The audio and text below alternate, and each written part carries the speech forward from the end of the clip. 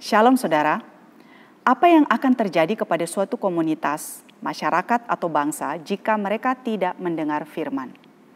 Apa yang akan terjadi jika kebenaran tidak diberitakan?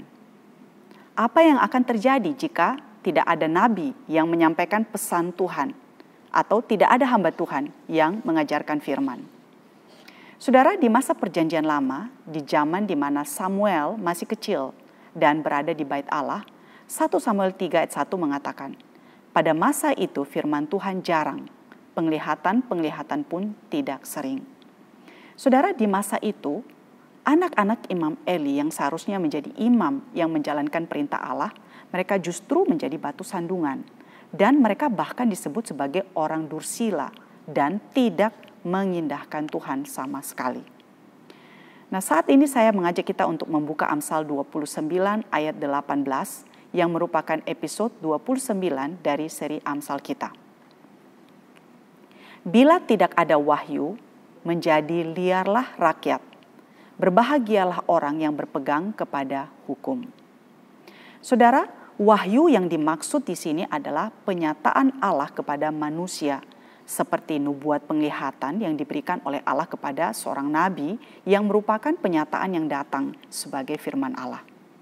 Nah, tanpa penyataan Allah kepada manusia, maka manusia tidak bisa mengenal Allah yang benar.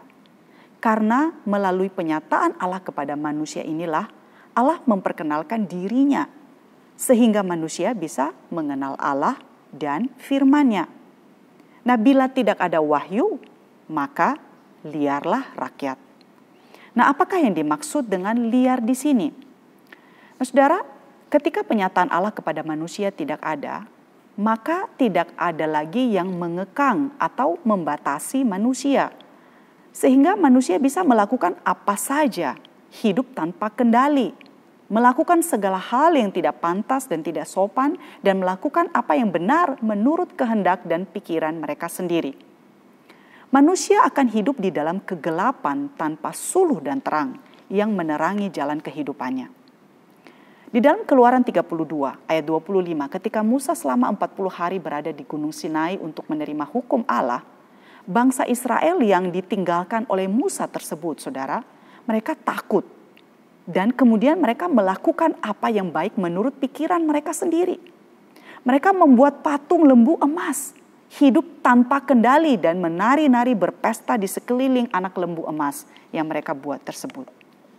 Nah, di dalam sejarah, di Eropa pernah ada masa yang disebut dengan zaman kegelapan yang berkisar antara tahun 500 sampai 1000. Saudara, masa itu disebut sebagai zaman kegelapan bukan hanya karena terjadinya kemunduran di dalam hal ekonomi, dalam hal intelektual dan keagamaan di seluruh daratan Eropa.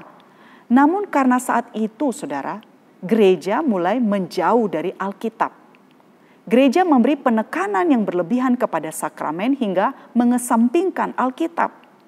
Terjadi banyak sekali penyelewengan di dalam gereja. Konflik internal di dalam gereja menyebabkan institusi gereja menjadi gelap. Nah, di dalam suratnya kepada Timotius, Paulus berkata, segala tulisan yang diilhamkan Allah memang bermanfaat untuk mengajar, untuk menyatakan kesalahan, untuk memperbaiki kelakuan, dan untuk mendidik orang di dalam kebenaran. Saudara, firman Allah yang mengajar seseorang agar berjalan dalam kebenaran. Firman Allah lah yang menyatakan kesalahan, yang menjadi cermin, yang menjadi kebenaran bagi manusia.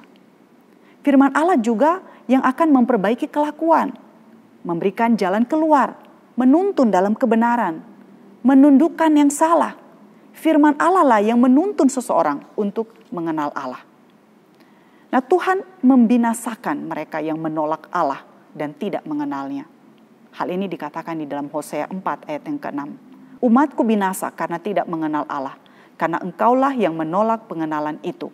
Maka aku menolak engkau menjadi imamku, dan karena engkau melupakan pengajaran Allahmu, maka aku juga akan melupakan anak-anakmu. Dan saudara, berbahagialah mereka yang berpegang kepada hukum. Mereka yang memiliki hukum-hukum Allah sebagai petunjuk di dalam kehidupannya dan yang mematuhinya, yang hidup sesuai dengan hukum itu, mereka akan disebut berbahagia.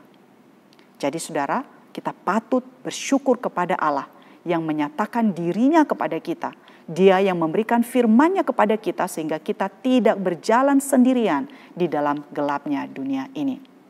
Mari kita menghargai dan mari kita menempatkan firman Allah sebagai pusat dan yang terutama di dalam kehidupan kita. Karena hanya dengan penyataannya lah kita bisa menjalani hidup di dalam dunia ini dan tidak menjadi tersesat. Amsal 29 ayat 18. Bila tidak ada wahyu, menjadi liarlah rakyat. Berbahagialah orang yang berpegang kepada hukum. Amin.